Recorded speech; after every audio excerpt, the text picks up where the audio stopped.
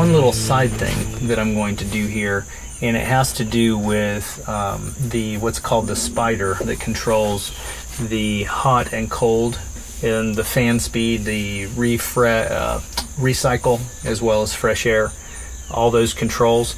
It's a very fragile little plastic control piece that with the age of this vehicle could very easily break. And mine has been hardened up for quite a while, to the point where if I force it, I'm sure I would break the plastic eventually. Doing a little bit of research, I found that they make a lubricant that you can spray under pressure down the cables.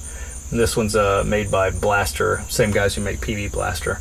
And it is actually a chain and cable lubricant. The guy at O'Reilly's mentioned that it's probably about the best because it's a half dry solution, meaning that it'll go into the cable under pressure, liquid, and the dry aspect, that's almost like a graphite, will penetrate into the cabling, and that will stand to keep it lubricated over a good period of time. I'm not a scientist and I don't know all the details of this stuff, but if you want to look it up, there's a lot online about how to take care of it. Here's your hot and cold, the direction of where you want it blowing. And then this guy here with the hot and cold, it moves, but it's not great. So I'm going to be spraying the lubricant down these lines. And these lines don't go, as far as I can tell, they don't go very far. There's one there, and then the other line that's down here goes underneath down to the bottom. So it shouldn't be real far that the pressure has to push that. The way these work, you put a little pressure in and they pop down.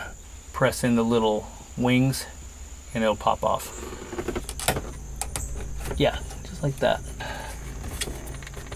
So with a little bit of looking, you can figure it out. I think what I'm going to do is take this picking tool and try to get it down the side without jamming it into my fingers.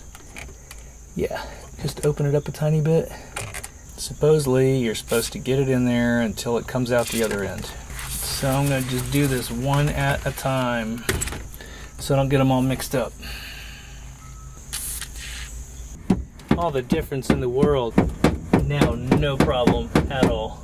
Lay him back into his point so you have a little cutout. It actually fits onto that little ridge right there, and then it'll press in place. Check out a little bit of maintenance. Keeps you from breaking these things. This one, recycle and fresh, doesn't move at all.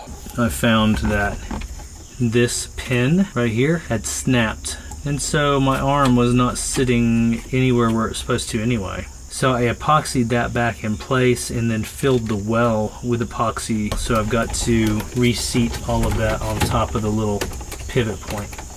There's that. Excellent.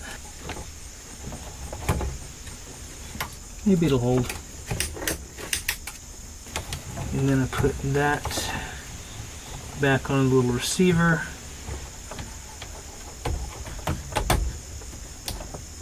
Okay, let's see if it'll move. Yes.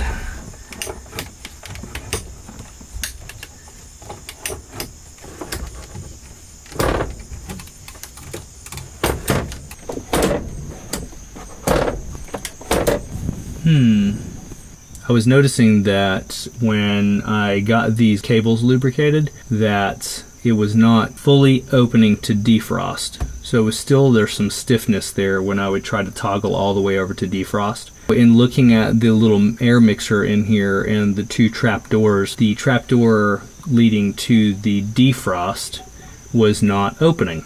I think what I'm going to do is take this same lubricant and go down to those pivot points and just spray a little bit in there, and I'm thinking that it'll do a little bit of lubrication and not hurt anything.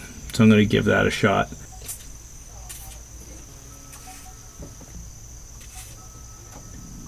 It was this one back here that was frozen up. It's now opening properly. It's not totally sealing up like I would expect it to, but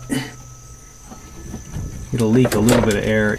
That takes care of the air mixer and the spider. And I'm actually really thrilled with how it all worked out. If you are in a situation where you've got this stuff freezing up, you better tackle this. Unfortunately, it is a little bit of a project, but you better tackle it before you break something. And this little spider deal, they're going to be hard to find, at least as far as what I'm reading. So check it out, and if you're enjoying the videos, if they're at all helpful, give it a like or a thumbs up. We'll see what happens next.